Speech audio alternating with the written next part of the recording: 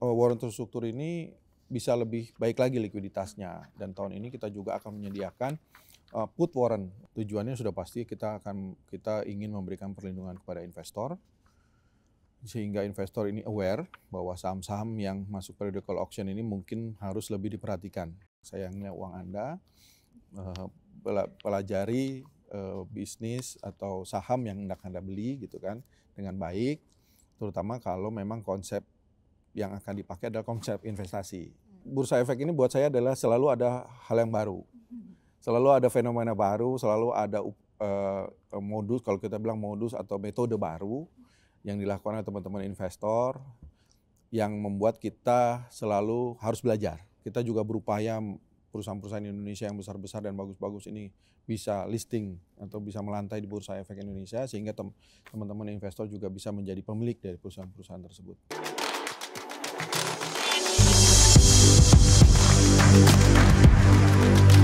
Halo, selamat datang di podcast Bareksa Insight bersama saya Hanum Kusuma Dewi. Dan kali ini saya bersama dengan CEO Bareksa, Niputu Kurniasari. Oke. Tim Bareksa kali ini sedang berada di main hall Bursa Efek Indonesia bersama dengan Direktur Perdagangan dan Pengaturan Anggota Bursa, Bapak Irfan Susandi. Pak, terima kasih banyak ya udah mau menyambut kita di sini gitu ya, Pak. Sama-sama Mbak, terima kasih juga udah bersedia hadir. Dan kita kan mau bahas nih topik yang sempat jadi kontroversi itu Pak. Iya. Oke, banyak banget dibicarakan di grup-grup gitu ya sama investor-investor gitu. Mungkin bisa jelasin nih tentang full call auction atau papan pemantauan khusus gitu ya. Ini tujuannya tuh apa sih? Ya, jadi papan pemantauan khusus. Jadi sebelum pemberlakuan di Juni tahun ini, sebenarnya awalnya kita berupaya memberikan tanda kepada perusahaan-perusahaan yang menurut kita perlu menjadi perhatian dari para investor agar lebih berhati-hati dalam bertransaksi saham tersebut. Awalnya kita berikan notasi khusus, kemudian kita selain notasi khusus juga waktu itu kita sudah batasi auto rejection-nya. Di tahap awal kita hanya memasukkan 2 kriteria dengan mekanisme yang kita bilang periodical auction. Waktu itu kita masih melakukan 2 kali matching proses di periodical auction-nya. Nah, setelah itu di Juni 2023 kita memberlakukan untuk seluruh kriteria. Jadi ada 10 atau 11 kriteria yang kita tetapkan di peraturan pencatatan untuk diberlakukan dengan metode periodical auction. Tujuannya sudah pasti kita ingin memberikan perlindungan kepada investor, sehingga investor ini aware bahwa saham-saham yang masuk periodical auction ini mungkin harus lebih diperhatikan sebelum melakukan transaksi. Kedua, yang pasti kita juga mencoba menciptakan likuiditas yang lebih kepada saham-saham yang masuk dalam periodical auction. Kenapa? Karena dalam kriteria saham-saham yang masuk dalam periodical auction atau papan pemantauan khusus lah ya, kita bilang sih saham-saham yang masuk dalam papan pemantauan khusus. Ini ada kriteria likuiditas, ada kriteria harganya rata-rata di bawah Rp51. Nah, di mana saham-saham ini sebenarnya liquidity-nya kurang gitu ya dengan harga itu. Mungkin harganya secara buku sudah tidak di 50 atau kurang dari 50, sehingga dengan masuknya mereka ke papan pemantauan khusus di mana harga ini memungkinkan turun di bawah 50 dan diperdagangkan dengan metode yang berbeda, kita harapkan likuiditas dari saham tersebut akan meningkat. Dengan adanya likuiditas, kita berharap bahwa investor-investor yang mungkin ingin menjual, yang tadi tidak bisa jual, jadi bisa jual dan bisa beli lagi saham-saham lain, dan mereka memiliki modal untuk bertransaksi di bursa gitu. Sebenarnya apa sih Pak, kan ini kan untuk meningkatkan likuiditas gitu ya. Saham-saham yang nggak likuiditas itu kenapa sih Pak? Kan nggak apa-apa, tenang-tenang aja, anteng-anteng aja gitu loh. Kenapa jadi masuk ke papan ini gitu? Ya, jadi kita pengen bahwa memang di bursa ini banyak saham tidak likuid gitu ya, dan beberapa juga memiliki kinerja yang baik sebenarnya gitu. Tapi ada juga saham-saham yang tadi bahwa harga bukunya tuh mungkin udah nggak 50 gitu ya, sehingga yang beli juga berharap bahwa ya yang beli kan juga melakukan perhitungan, ada yang secara fundamentalis mereka melihat itu, sehingga dengan ada papan pemantauan khusus di mana harganya dimungkinkan di bawah 50, saham ini bisa ada transaksinya. Selain itu juga kita berharap bahwa harga wajar dari saham-saham ini bisa terbentuk. Berarti artinya ini ya Pak, maksudnya mungkin tadi seperti yang Pak Irfan sampaikan, ini tuh sebetulnya kita nggak mengatakan bahwa semua saham yang masuk dalam full call option adalah konotasinya ini saham tidak bagus, tapi kan lebih tadi disampaikan adalah jadi investor yang mau masuk ke saham ini ya harus lebih memperhatikan, tidak sama dengan saham-saham yang lain gitu kan Pak. Mungkin ada perhatian-perhatian kan tadi ada 11 kriteria tersebut sehingga agar investor jadi lebih aware gitu ya Pak ya ketika dia berinvestasi di saham tersebut. Kalau kami sih mungkin menyebutnya di internal ini saham-saham dari perusahaan yang masih memiliki pekerjaan rumah. Contohnya yang memiliki laporan keuangan disclaimer, adanya PKPU gitu ya. Terus kalau dulu kan saham yang mau delisting itu disuspend sehingga teman-teman investor yang pegang, yang retail terutama kan nggak bisa keluar. Mengharapkan transaksi negosiasi juga tidak mudah sebenarnya gitu ya. Sehingga dengan adanya papan pemantauan khusus ini kita berharap bahwa saham-saham tersebut masih bisa ditransaksikan dengan metode yang sedikit berbeda, tetapi sebelum bertransaksi para investor itu terutama yang beli perlu melakukan riset yang lebih dalam gitu ya, mencari informasi yang lebih banyak, sehingga liquidity-nya ada yang tadinya disuspend menjadi tidak disuspend, tapi kita masukin ke satu tempat yang menjadi perhatian khusus, di mana investor perlu lebih deep lagi mencari informasi. Tapi kita tidak melakukan intervensi sehingga sahamnya ini tidak bisa diperdagangkan gitu. Dan kita berharap bahwa investor yang melakukan transaksi di pasar pemantauan khusus ini menjadi lebih aware atas informasinya, atas kondisi perusahaannya. Secara tidak langsung kami juga berharap bahwa investor-investor ini lebih ingin untuk menggali lebih jauh atas perusahaan atau saham yang dia beli gitu ya. Jadi dia hanya sekedar ikut ikut dari rumors atau yang lain gitu. Kita berharap bahwa investor saat ini, saya yakin investor retail kita jauh lebih cerdas, jauh lebih aware. Tapi kita juga berharap bahwa investor-investor kita menjadi jauh lebih cerdas lagi. Termasuk tadi sisi positifnya itu ya Pak, kalau misalkan ada saham yang memang mau delisting tadi ya Pak. Iya. Karena kan tadinya nggak ada kesempatan, ini jadi ada kesempatan. Dan kesempatan juga untuk emiten yang sudah listing di bursa ya untuk bertanggung jawab ketika dia harus delisting, bisa dikasih ruang lah untuk investor yang sahamnya untuk buyback ya Pak.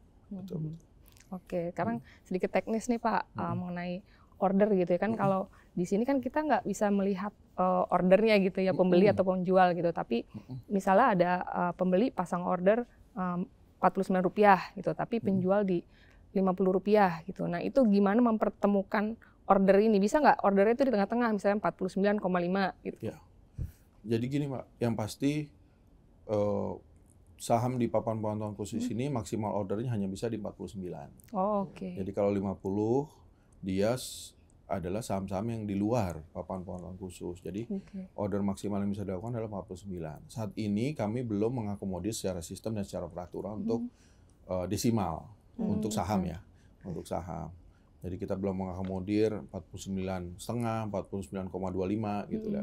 Secara sistem bisa. Cuma memang kami belum mengakomodir secara peraturan dan secara sistem, walaupun sistem kami siap untuk melakukan itu. Jadi untuk order-order yang bisa dipertemukan di papan pemantauan khusus adalah order-order beli jual yang dimasukkan dengan maksimal harga adalah 49.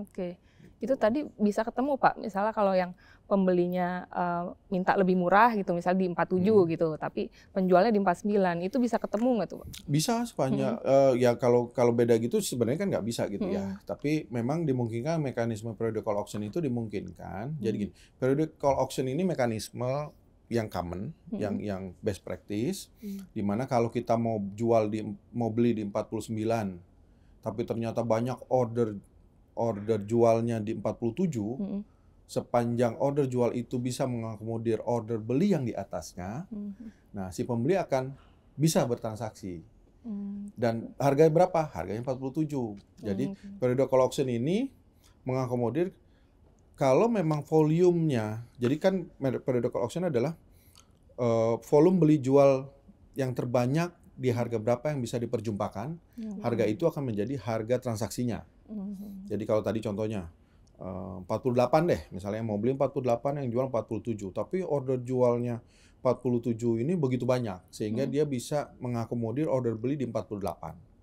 Nah, maka akan terjadi transaksi dengan harga si pembeli akan dapat harga yang lebih murah, yaitu 47. Si penjual akan dapat berapa? Tetap 47. Nggak mungkin lebih mahal karena kita mengakomodir, periodical auction mengakomodir kalau beli dia dimungkinkan bisa dapat lebih murah kalau ada order jual yang lebih banyak di bawahnya. Dan order jual dimungkinkan untuk dapat yang lebih baik, dalam arti kata dapat harga yang lebih tinggi sepanjang ada order beli di atasnya yang dengan volume yang gede gitu. Jadi itu dimungkinkan. Nah, guidance yang kita berikan sekarang ini tidak totally blind sebenarnya, ya, yang mungkin juga ramai di market adalah indikatif price dan indikatif volume gitu ya. Memang ini juga suatu yang praktis yang ada di bursa-bursa lain. Jadi kita memberikan harga indikasi dan volume indikasi gitu. Dimana kalau kita harga indikasi dan volume indikasi, jadi kalau pada saat itu dibentuk harga, maka harga itulah yang akan terjadi dengan volume tersebut. Jadi beberapa masukan juga dari pasar, dari teman-teman investor yang sedang kita kaji adalah mungkin nggak kita memberikan open order book. Kita lagi melihat, terutama di sistem, karena begitu banyaknya antrian pengembangan sistem kita, kita lagi lihat apakah memungkinkan kita kasih misalnya base ask base bid gitu ya, misalnya 2 layer, 3 layer. Nah ini cuman memang terus terang kami belum bisa memberikan informasi kapan ya, karena memang antrian pengembangan di sistem kita juga cukup panjang. Tapi terus kita sampaikan bahwa kami menerima masukan-masukan seperti tersebut, kita review, kita kaji, dan kita lihat juga kemungkinannya kita implementasikan di sistem kita. Oke, itu sama seperti sebelumnya juga kan implementasi untuk yang di papan ini bisa 30 hari, terus diperpendek kemarin jadi 7 hari, 7 hari bursa. Jadi sangat mungkin untuk nanti dikaji, dikaji dan berubah lagi gitu. Termasuk juga kemungkinan pengubahan pengaturan lagi, tapi memang mungkin butuh waktu kita untuk implementasi di pengaturan yang sudah kita revisi, dan juga kita lihat perkembangan market, perkembangan papan pemantauan khusus ini sendiri gitu ya. Jadi kita berharap bahwa memang paradigma di teman-teman investor bahwa kita tidak kita tetap terbuka terhadap masukan-masukan yang dari teman-teman gitu ya, dari teman-teman investor, baik secara mekanisme maupun secara pengaturan. Iya, kalau dilihat memang tujuannya kan sebetulnya positif ya Pak ya. Tapi mungkin mereka kalau kita melihat itu jadi agak shock tuh Pak, karena misalnya tiba-tiba jadi yang biasa melihat bid over, kemudian tiba-tiba jadi nggak ngelihat bid over gitu. Iya. Memang apalagi kan sebenarnya ini sebelumnya juga udah pernah kita implementasikan ya, 1 tahun lebih malah sebelumnya. Tapi memang kami paham bahwa ini suatu yang baru, ada learning curve yang harus dipelajari oleh teman-teman investor. Dan kita juga terbuka terhadap masukan-masukan, jadi kita berharap bahwa kita sama-sama membangun pasar yang lebih baik, pasar yang lebih transparan, dan juga kita berharap bahwa pasar ini juga bisa menjadi lebih liquid, karena dari kita memiliki 900 lebih perusahaan tercatat gitu ya. Memang kita nggak bisa berharap semuanya liquid, tapi at least kita bisa berharap bahwa liquidity marketnya bisa lebih baik lah. Nah, terkait dengan likuiditas itu tuh Pak, apakah memang dengan adanya full call auction ini juga termasuk salah satu cara bursa untuk mendorong lebih banyak liquidity provider di bursa kita Pak? Iya, memang terus terang kita berharap bahwa pemantauan ini bisa lebih liquid. Samping kita juga sedang menyiapkan, sebenarnya gini, liquidity provider untuk saham. Saat ini sudah ada liquidity provider untuk structure warrant. Di mana issuer structure warrant juga bertindak selaku liquidity provider di structure warrant. Hal yang sama juga kita ingin terapkan di saham, di mana saham-saham yang dalam papan pemantauan khusus untuk kriteria 4 dan 7 ya kalau saya nggak salah. 6 dan 7 itu bisa tidak ditransaksikan papan penonton khusus kalau ada liquidity providernya. Di mana liquidity provider ini memiliki kewajiban untuk menyediakan bid offer atau penawaran di pasar sehingga liquidity dari saham ini bisa terjaga. Gitu. Siapa tuh Pak itunya pihaknya? Jadi liquidity provider yang kita akomodir dalam konsep pengaturan kita adalah anggota bursa. Nah, saat ini memang sedang kita diskusikan pengaturannya dengan OJK untuk liquidity provider saham, di mana ABAB ini nanti kita akan atur kewajiban-kewajibannya seperti apa, dan juga kita atur syarat-syarat mereka untuk menjadi liquidity provider bagaimana.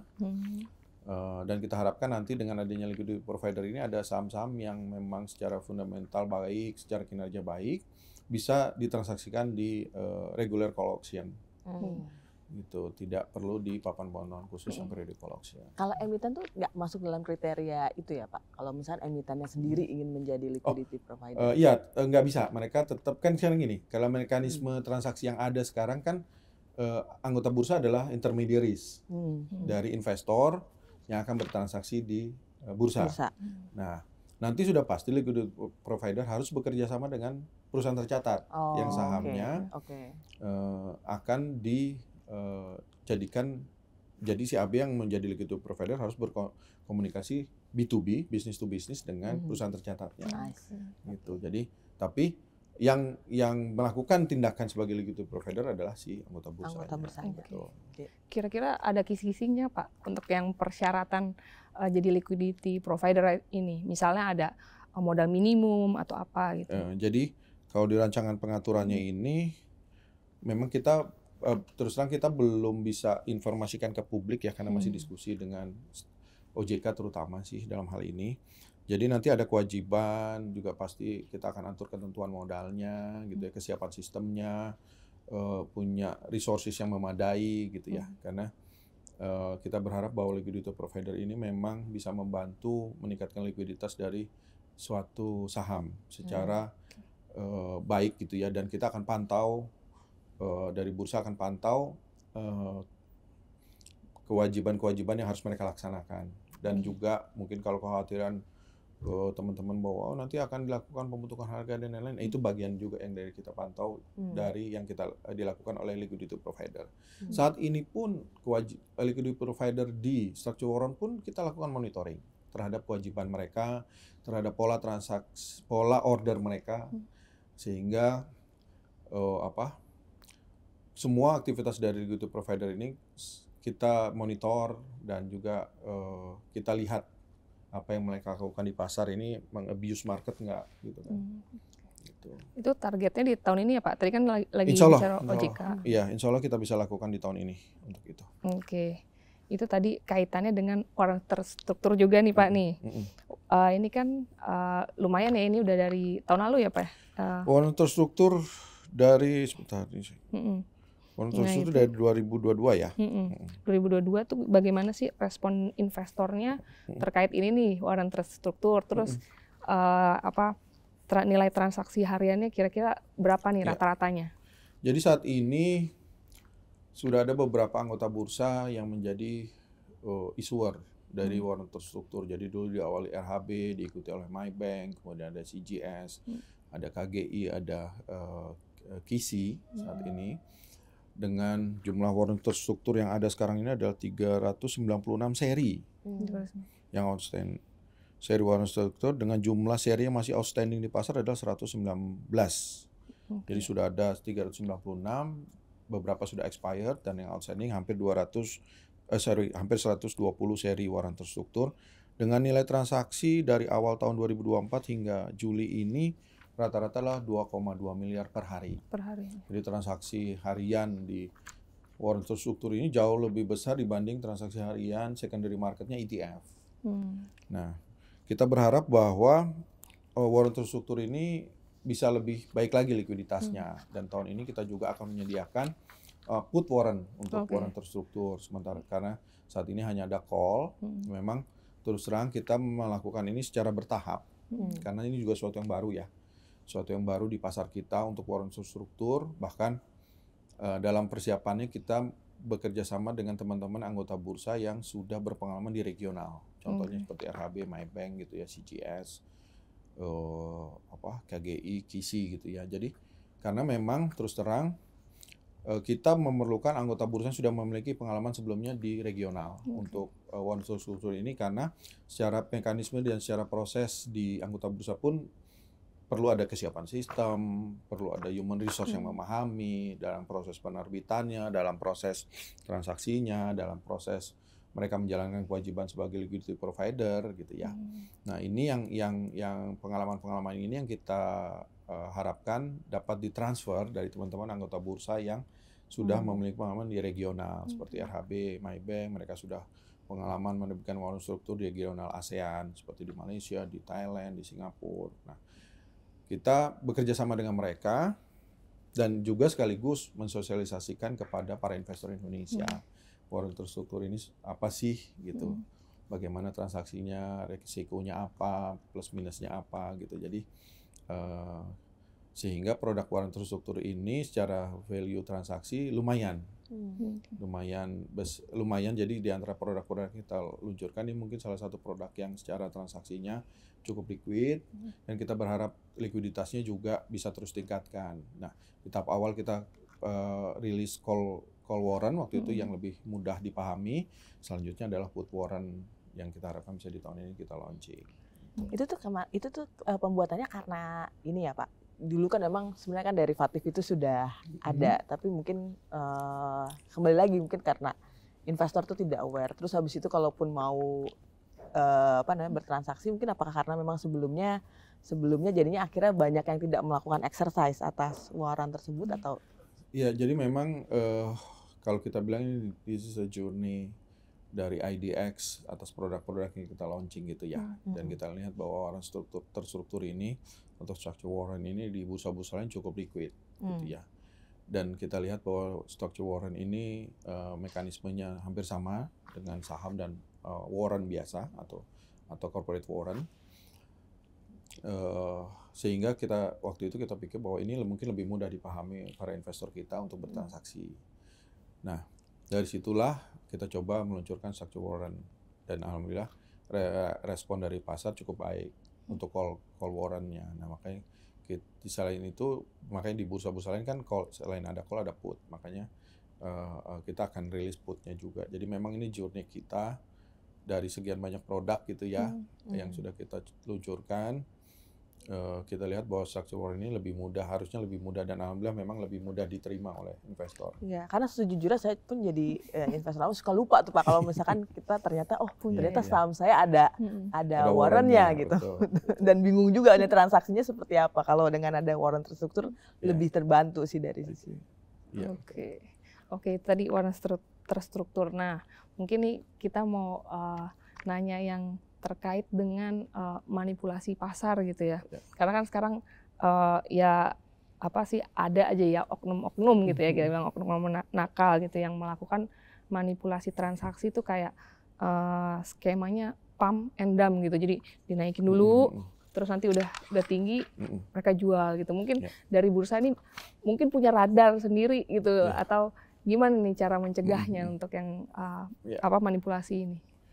Ya, sebenarnya sih ini lebih tepat ke Pak Kris ya, tapi saya coba sedikit menjelaskan lah ya.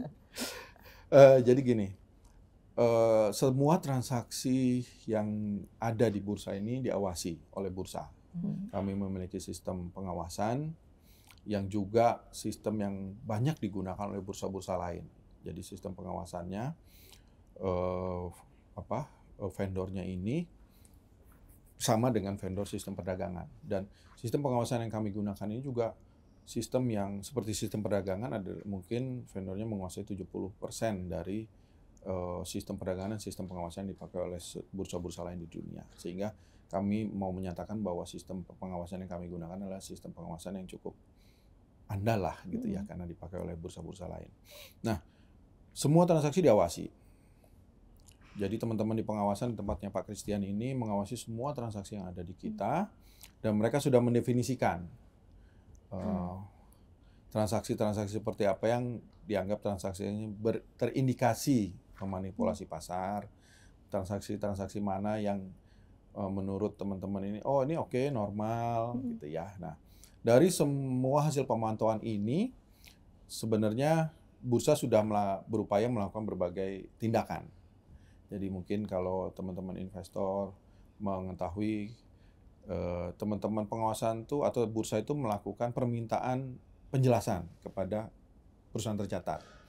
Permintaan penjelasan itu baik disebabkan oleh sisi perusahaan tercatat itu sendiri, misalnya memang teman-teman di tempatnya Pak Nyoman itu butuh keterbukaan tambahan karena adanya informasi yang belum jelas, atau justru dari tempatnya Pak Christian. Nah, dipicu oleh pergerakan harga, baik harga naik maupun harga turun. Sehingga teman-teman di bursa ini perlu merasa bahwa perusahaan tercatat ini harus memberikan informasi tambahan ke publik dong. Nah, kalau pergerakan harganya ini berbeda dengan pergerakan harga di periode sebelumnya. Misalnya contohnya tiba-tiba turun atau tiba-tiba naik gitu ya, tanpa ada informasi apapun di website kita, ataupun tidak ada informasi di online news, di pasar gitu ya, nggak ada angin, nggak ada hujan, tahu-tahu harganya misalnya naik atau turun gitu. Nah, itu memicu bursa untuk meminta penjelasan kepada perusahaan tercatat, dan perusahaan tercatat di tahap awal biasanya akan memberikan penjelasannya di website bursa.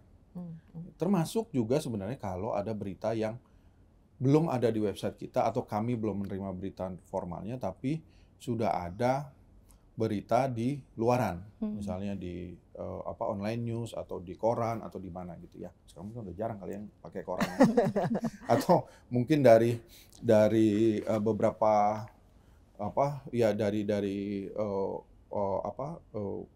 market gitu, udah ada berita yang tertentu sehingga perlu kami konfirmasi ke perusahaan tercatat. Nah, jadi selain itu mungkin teman-teman juga mengetahui adanya pengumuman unusual market activity. Nah, pengumuman unusual market activity ini adalah bagian upaya kami juga untuk mengingatkan investor bahwa pergerakan harga dari suatu efek ini menurut kita berbeda dengan pergerakan harga efek tersebut di periode-periode sebelumnya. Tapi justru yang kita dengar di market, justru kalau kita rilis UMA justru makin kenceng nih gejolaknya gitu kan. Ya kalau teman-teman investor sudah memahami bahwa oh iya nih ada informasi begini atau kinerjanya begitu gitu ya, dan menurut teman-teman investor harganya memang masih bisa naik misalnya gitu ya. Ini contohnya untuk harga naik, yang silakan aja gitu. Karena sebenarnya pengumuman UMA ini lebih kepada awareness kita, atau kita memberikan sign lah kepada para investor agar berhati-hati untuk bertransaksi saham ini. Kenapa berhati-hati? Oh, kita melihat pergerakan harganya ini berbeda nih dengan periode sebelum-sebelumnya. Apakah memang ada informasi yang belum dirilis, atau memang ada sesuatu yang sedang direncanakan tapi publik juga belum tahu? Tolong dipelajari lagi kinerjanya, tolong dipelajari lagi keterbukaan informasinya. Atau tadi misalnya ada pola-pola tertentu yang teman-teman di pengawasan bursa ini melihat gitu ya, bahwa oh ini pola transaksi kok begini ya. Yang mungkin kalau bahasa kitanya ada pola transaksi tidak wajar.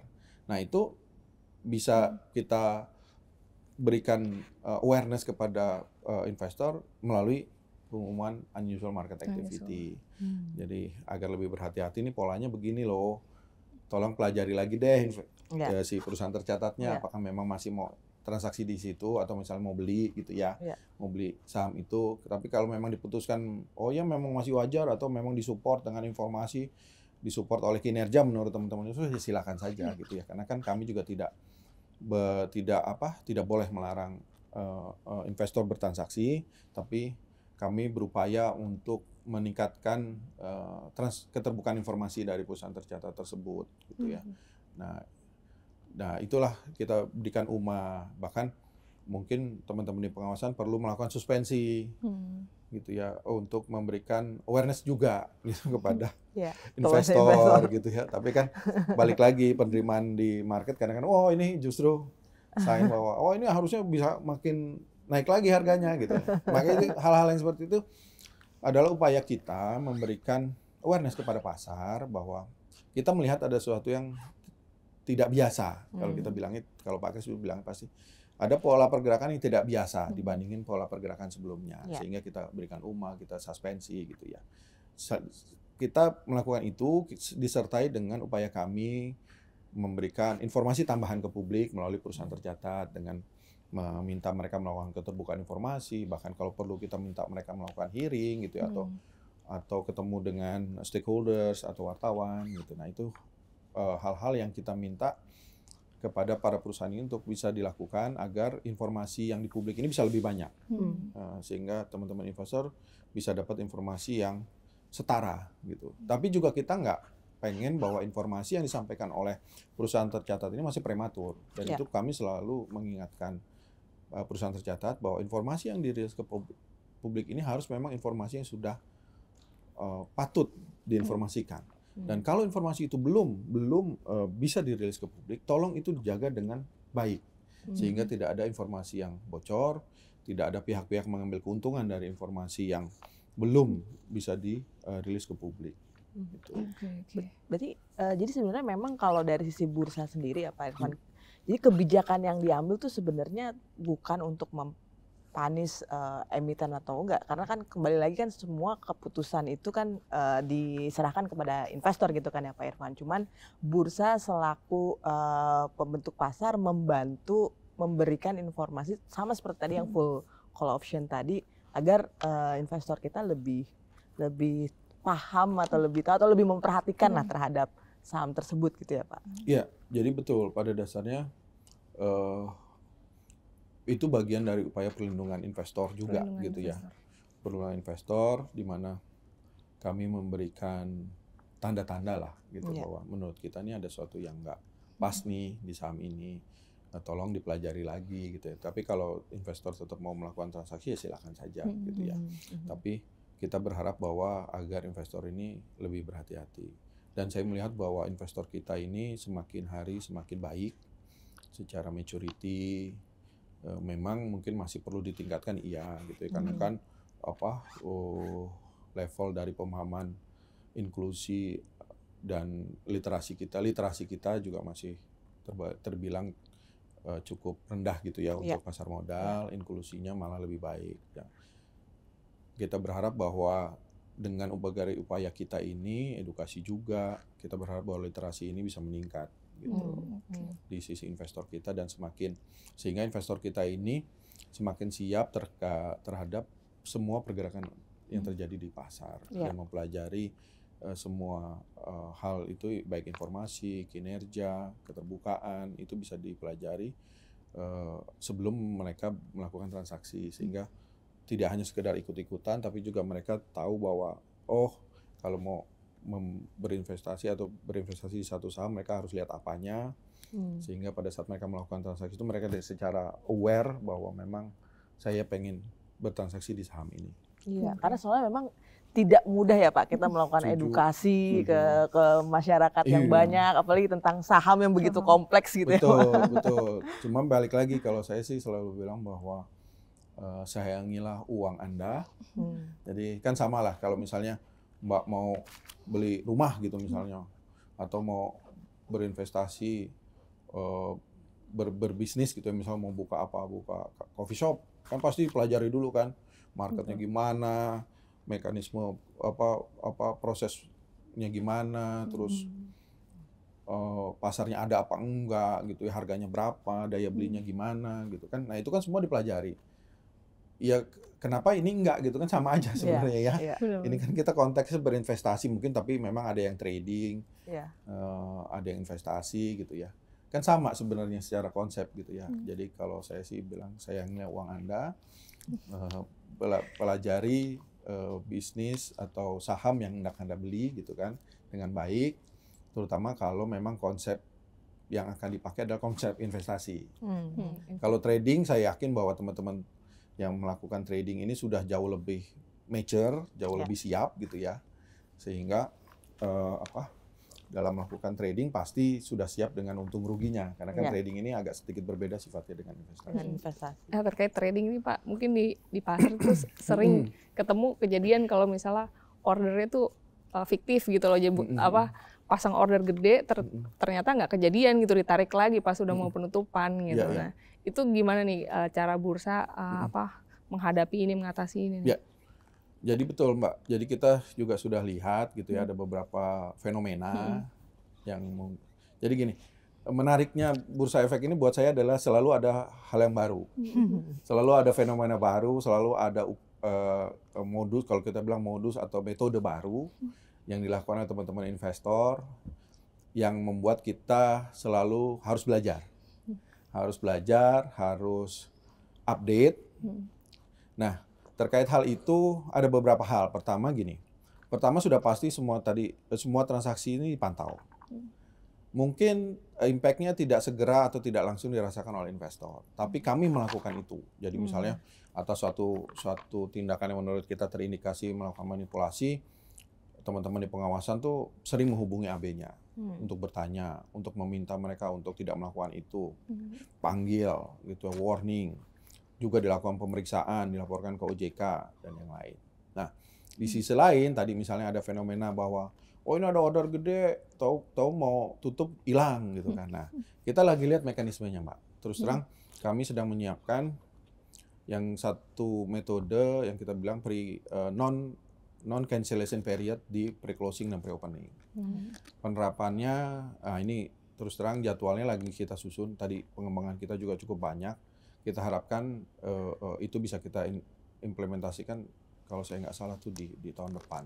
Jadi ada satu periode di mana order yang udah masuk itu nggak bisa di-withdraw untuk pre-closing dan pre-opening. Sehingga kita harapkan fenomena bahwa ada order gede, misalnya harganya udah terbentuk di harga 100 gitu ya, ordernya ada 1000 lot yang bisa terjadi, tahu-tahu sebelum penutupan harganya turun lagi kan, jadi 95, volumenya udah tinggal 50 lot gitu kan. Nah, nanti kita akan siapkan satu periode di mana ada periode non cancellation, kita bilang. Jadi order yang sudah masuk di periode non cancellation sudah masuk. Nah, di periode non cancellation itu ordernya nggak bisa di withdraw. Jadi kita berharap untuk periode non cancellation ini akan berlangsung sampai penutupan, baik di pre-opening maupun pre-closing, sehingga semua yang ada di non cancellation itu tidak akan bisa hilang ordernya. Jadi kalau udah terbentuk harga 100, IEV-nya, volumenya terbentuk misalnya 100 lot gitu, itu nggak akan bisa hilang menjadi tinggal 10 lot dan harganya nggak bisa berubah. Harga tidak bisa berubah karena volumenya hilang gitu ya. Jadi volumenya itu nggak bisa hilang karena non cancellation period itu tidak dimungkinkan investor itu mencabut atau mau withdraw ordernya. Dia hanya bisa nambah order gitu. Jadi lebih transparan gitu ya. Iya, lebih transparan dan nggak tiba-tiba ada, ya itu tadi seperti yang tadi bilangnya order hantu tiba-tiba hilang gitu. Nah, terus terkait dengan influencer ya, mungkin tadi Pak Irfan udah jelasin ya, memang investor tuh benar-benar harus tahu gitu loh, harus baca laporan keuangan gitu ya. Tapi kan influencer ini jadi salah satu juga yang referensi untuk karena kan tadi kan mungkin dari bursa sudah membantu nih Pak dengan kebijakannya agar dia lebih aware. Tapi ini sekarang ada cara baru lagi nih Pak. Cara barunya adalah di luar bursa nih Pak. Melakukannya. Iya. Pertama gini, jadi teman-teman pengawasan juga memantau loh. Investor. Jadi kan mereka kan pengawasan bursa itu tahu transaksi di level nasabah ya, dengan menggunakan SID. SID-nya sih yang mereka tahu. Jadi SID misalnya 1, 2, 3, 4, oh ini sering transaksi ini nih, barengan dengan SID 5678 gitu kan. Nah, mereka bisa tahu. Nah, dan mereka juga biasanya akan lihat bahwa, oh ini ada grup-grupnya nggak sih? Dan mereka juga pantau medsos, mereka pantau media news gitu ya, dan yang lain. Nah, di situ ya itu tadi, mereka kalau memang perlu panggil AB-nya, panggil AB-nya. Untuk AB-nya tujuannya apa? Ya AB-nya agar mengedukasi lagi nih investornya gitu ya. Kedua, selain itu kita juga melakukan edukasi dan literasi. Jadi edukasi dan literasi ke berbagai daerah, ke berbagai komunitas. Kita punya juga bekerja sama dengan universitas, kita bekerja sama dengan komunitas, punya galeri investasi yang juga kita edukasi. Kita juga punya yang kita bilang influencer incubator. Jadi kita kumpulin influencer ini, kita edukasi secara detail. Bahkan kemarin 3 minggu lalu saya juga baru ikut, kita kumpulin beberapa influencer yang followernya banyak gitu ya. Kita diskusi dengan mereka, ada beberapa poin yang mereka sampaikan, contohnya mereka minta kita menjelaskan lebih baik ke mereka terkait misalnya single stock futures yang katanya akan diluncurkan, Pak, ini apa sih, makhluknya gimana, mekanisme gimana gitu. Nah, kita akan punya beberapa sesi khusus dengan mereka sesuai dengan kebutuhan mereka yang mereka belum paham. Nanti mereka akan bantu kita untuk menjelaskannya kepada followernya mereka. Kita juga untuk memitigasi tadi grup-grup pom-pom lah gitu ya. Ya tadi misalnya papan pemantauan khusus, kita ada juga beberapa saham kita anotasi khusus gitu ya. Kita memberikan UMA. Jadi hal-hal tersebut kita lakukan tujuannya memang balik lagi perlindungan investor, agar investor lebih berhati-hati, agar investor lebih aware. Jadi tidak hanya sekedar follower mengikuti pom-pom, sehingga jadi mereka akan rugi atau tidak merasa bahwa dirugikan, berinvestasi atau bertransaksi di saham-saham tertentu. Oke, udah banyak banget nih insight dari Pak Irfan ya. Mungkin closing statement tadi ya. Tadi Bapak udah sempat bilang sayangi uang Anda gitu ya. Mungkin ada tambahan lagi untuk teman-teman investor. Iya, kita berharap bahwa teman-teman ini bisa tetap stay di pasar modal kita. Karena kita berharap bahwa teman-teman investor ini menjadi tuan rumah di pasar modal Indonesia, tetap bertransaksi di pasar modal Indonesia, tetap berinvestasi di pasar modal Indonesia, karena di pasar modal Indonesia ini teman-teman bisa bertransaksi, berinvestasi di saham-saham di perusahaan yang dimiliki oleh orang Indonesia, dan kita berharap bahwa kita bisa terus menjadi tuan rumah di pasar modal Indonesia. Oke, super banget nih. Karena trennya udah sangat positif ya Pak. Betul. Sekarang udah 13 juta. Nah ini yang mau dijaga oleh bursa ya Pak. Dan kita berharap transaksinya akan makin besar. Kita juga berupaya perusahaan-perusahaan Indonesia yang besar-besar dan bagus-bagus ini bisa listing atau bisa melantai di Bursa Efek Indonesia, sehingga teman-teman investor juga bisa menjadi pemilik dari perusahaan-perusahaan tersebut. Oke, super banget nih. Terima kasih banyak Pak Irfan nih. Semoga diskusi kita kali ini bermanfaat juga ya buat investor Bareksa semuanya. Oke, itu tadi podcast Bareksa Insight. Saya undur diri dulu, sampai jumpa di episode berikutnya.